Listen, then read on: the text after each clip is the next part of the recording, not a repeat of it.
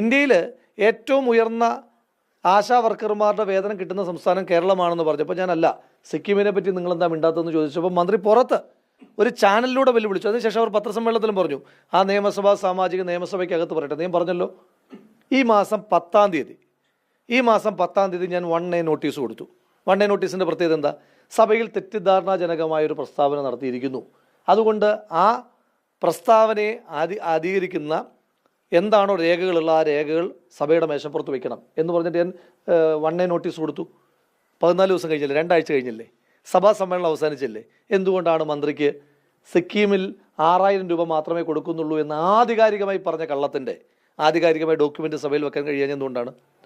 ഓഫീസിൽ അന്വേഷിച്ചപ്പോൾ പറഞ്ഞത് തയ്യാറായിട്ടില്ല എന്നാണ്. അപ്പോൾ മന്ത്രി എൻ്റെ കയ്യിലുണ്ട് എന്ന് പറയുന്ന ഡോക്യുമെൻ്റ് സഭയുടെ ടേബിളിൽ വെക്കാൻ എത്ര സമയം വേണം? അപ്പോൾ പച്ചക്കള്ളം. ഇപ്പോൾ സിക്കിമിലാണോ ഏറ്റവും കൂടുതൽ പണം, കേരളത്തിലാണോ ഏറ്റവും കൂടുതൽ പണം എന്നുള്ളതല്ലോ ഇവിടുത്തെ വിഷയം.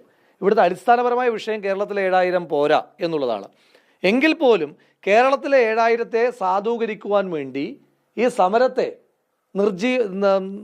നിർജീവപ്പെടുത്തുവാൻ വേണ്ടിയിട്ട് മന്ത്രി ഉപയോഗിച്ചൊരു സ്റ്റേറ്റ് ആയിരുന്നു സിക്കിം.